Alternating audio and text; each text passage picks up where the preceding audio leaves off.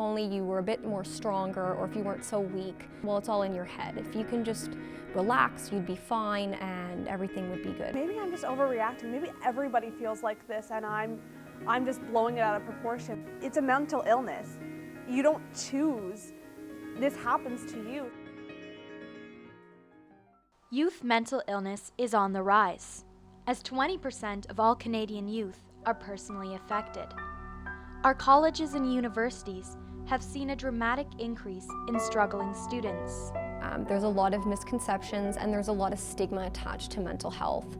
Students will go to their teachers looking for guidance, and the teacher will just say, oh well, you know, just set your alarm and you'll wake up. You won't sleep for the whole day. And then students try and do that, and they physically can't do that because of what's going on in their bodies. You have students who are feeling all of these symptoms, but they're not quite sure what it is, and they're not quite sure how it's affecting them, and so they end up pushing it aside and not dealing with it.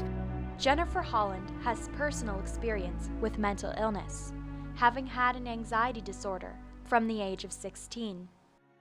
I knew I had anxiety when I was 16. I had an anxiety attack about a week after I got in a car accident. Every day, you're not sure if you're going to have an anxiety attack.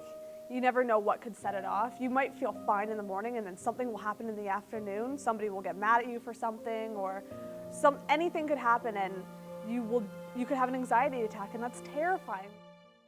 Canada's youth suicide rate is the third highest in the industrialized world. Over 4,000 young people die prematurely each year. Eric Windler has met with tragedy when his son took his life at the young age of 18. It's a tough story, I'm afraid. I lost my son, Jack, 2.5 years ago to suicide. He was a first-year student at Queen's University. I had to find out how this was possible, how you could go from being a family that you thought was just happy and healthy and actually very fortunate to have something like this happen to you. But the tragedy has inspired Eric to start something revolutionary. The Jack Project is a program that engages students to speak out about mental illness. I'd like to tell you to have confidence in yourself and to make your identity from the aspects of your personality that you are proud of. It's incredible how the students start to share stories and get engaged with the discussion once they realize the importance of it and realize really how common mental health challenges can be. We need to fundamentally change the way we think about mental health. It's time for everybody to be on the same team. It's the only way things will truly change. The second leading cause of death of young people is suicide, only exceeded by accidents of all types. It seems like the lineups are longer at the student mental health centers at post-secondary institutions. There's a lot of stress and pressure around the expectations of not only getting 1 degree, but maybe having to get 2 degrees to succeed in the workforce today. There's other challenges of just the way the world is now with the economy and the internet and things happening so fast.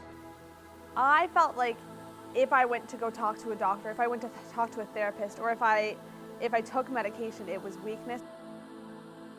You can't do it on your own. You feel like you're not a strong person. You can't do things for yourself because you're asking for help, and I am one of those people that does not like to ask for help. And for years I was like, I can fight this on my own. I can do this. I'm a strong girl. I can do this.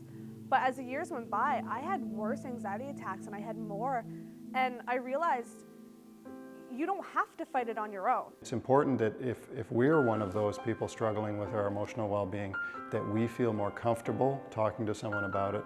Or again, if you see somebody that you're concerned about, that you steel your courage a little bit, find the right time to have that discussion and really encourage that person to open up a little bit and get the support they need.